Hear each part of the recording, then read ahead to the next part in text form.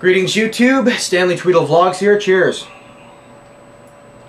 So earlier today, I saw the film The Debt. As I walked out of the theater, I gave the movie about a 7. But the more I think about the movie, the more offended I get. I'm not really like angry. It's sort of like a similar reaction I had to the Star Wars prequels. I was offended that a movie this terrible was made in place of what should have been a great movie. And it had all the elements there to make it a great movie, and it just fucked it up. There's nothing wrong, by the way, with the story per se. The acting is great, the directing is great, and it's very well edited. The editing's amazing. It's just the moral of the story, if I'm going to use a cliche, is just so unbelievably bad and awful. It's like Jewish Avatar. Really. If you put Avatar, a bunch of Israelis, and James Bond in a blender, this is what you get. It's fucking awful. It's a lot like Munich in that regard. Except Munich had a really, really strong... or it was long enough and had so many great points that you could kind of strain to overlook the awful scenes that try and ruin what was an amazing movie, and pull up all these bizarre kinds of moral equivalences and nonsense. And I know why the movie is getting 7s and something, and why it's getting a lot of very, very bad reviews. People like me that aren't moral equivalents lefty douchebags hate having that morality in a movie. Hate it when I have to watch this crap play out on screen. It's almost, then I would say, it's as offensive to me as watching Birth of a Nation or something like that. It's just terrible. And of course, moral equivalents, lefty douchebags, the bleeding heart crowd do not want to watch this movie. Unless Israelis are being roasted alive by Palestinians that are cannibalizing the children, then, you know, it's just a pro-Israeli propaganda film to them. I actually had this exact argument. Hold on. I had this argument with a guy about Munich, and he hated the movie because he thought it's an Israeli propaganda film, and I hate it because I think it's exactly the opposite. So you can't. It's like oil and water. You can't combine these things and have it please anyone. But it was just, the characters are terrible. I hate the characters. The movie is trying so hard to make me like these characters, and I like the villains and hate the protagonists. I don't know if anyone's had that experience in another movie. If so, please, please, please, list them in the comment section. I'd be curious to see it. Yeah. Like I literally, by the end of the movie, wanted the Nazi war criminal to kill Rachel. He was one of the main characters.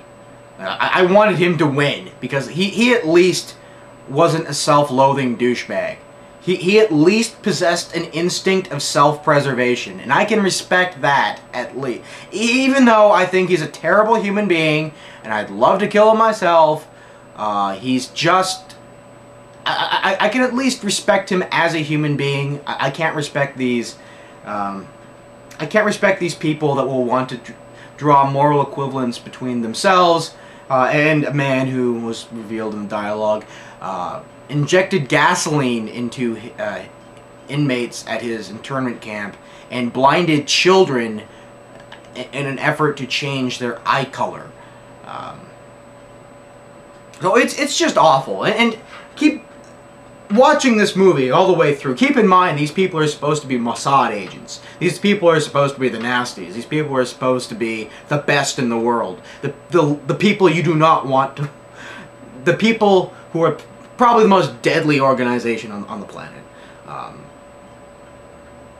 So it was just offensive to me to see these people whining and crying their way through a shitty movie. The leader of this group, Stefan, I was supposed to hate him. I was told to hate him. I liked his character, and I thought he was even well acted. You find out later on in the movie that he's, you know, in a wheelchair. I'm not spoiling anything, but I like that, and I noticed, even though he's in a wheelchair, it does not diminish his presence at all. He still seems as cool as he did when he had legs. It takes immense personal strength to be able to be a normal person and continue on without legs. And he does it and still seems as deadly and as in control and as cool and calm and collected as he always was. I found that to be very interesting. I'm just going to complain about a couple of specific scenes that really pissed me off. So if you don't like spoilers, then now's the time to click off. This is just like a minor nitpick, but the Nazi war criminal was working as a gynecologist, and Rachel, who was supposed to be the Mossad agent, she was supposed to capture him and assess to make sure that this was the guy. And to do that, she has to go through a pelvic examination, which is creepy, to say the least. Really, really creepy. And that was a well done scene. It was really disturbing. But here's a minor detail. Women, when they have sex, there's bruising down there. And I'm getting this from CSI. That's how one way you can tell consensual versus non-consensual sex is where the bruises are in the vagina.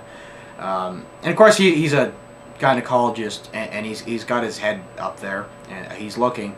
And her cover story is she's trying to get pregnant, but obviously she hasn't had sex in a little while.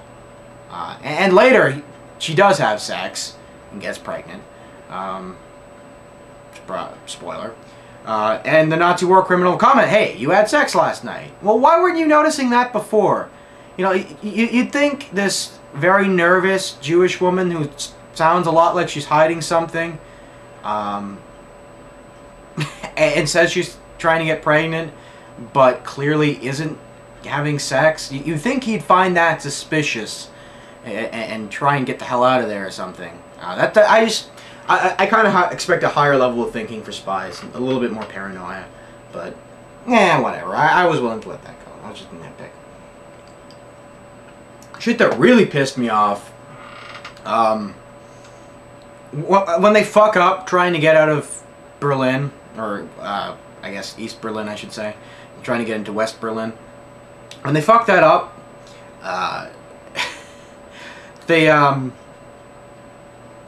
first they fuck it up in the first place. They don't leave the girl behind, which I think real Mossad agents would.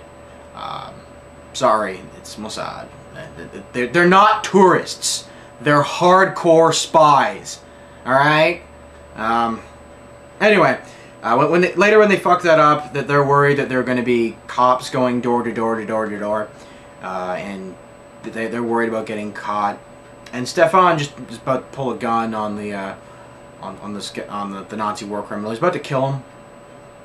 And David, whose entire life was about making sure this guy stands trial, and right now he's about to be rescued, so to speak, by the Soviet police. He tries to. He won't. He gets in the line of fire and says, "You're not going to kill him. You can't kill him. I won't let you kill him." Why? He's being totally logical here. Like this. Okay, you're going to lose the guy. I admit it's better to make sure this guy goes through a trial so you can have your public showing and your condemnations and all that other stuff. You know, it's good to do this in the light of day, and so everyone can spit on him and throw shit at him. That would be great. But that might not happen. But I just don't really get why this dick dance of a trial that has a preordained conclusion is so necessary to the point where you couldn't ever consider just killing this war criminal yourself if it looks like he's going to get away, which he did. and the notion that just not doing that makes you his moral equivalent.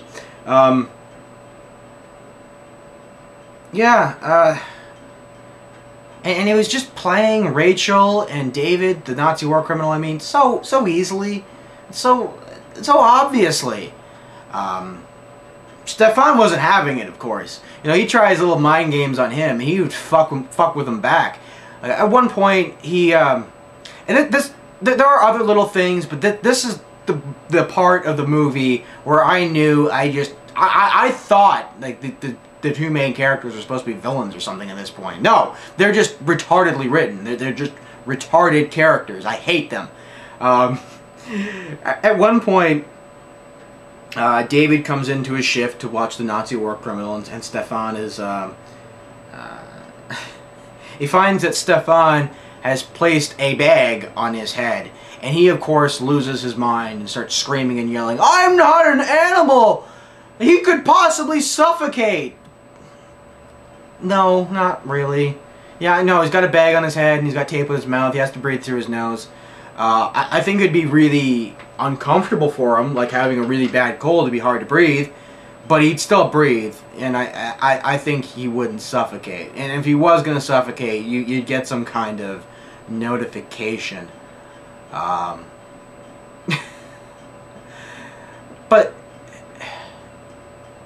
it was just so insulting to me that I'm supposed to draw some kind of moral equivalence here.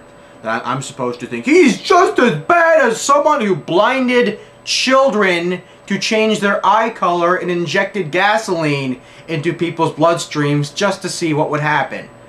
Like, no. No. There is a difference. There is a line. So I just hated this movie. I want to show you the exact scene that came to mind when David was bitching about the bag. I'll just leave you with that. This is from Blackadder Season 2. If you haven't seen Blackadder, there's something wrong with you. You are the moral equivalent to a Nazi. Cheers. Ah, Lady Farrow. What a real pleasure it is to see you again. It is my beloved that I shall be pleased to see. Well, quite. Though I should warn you that he will not be quite as you knew him. You fiend!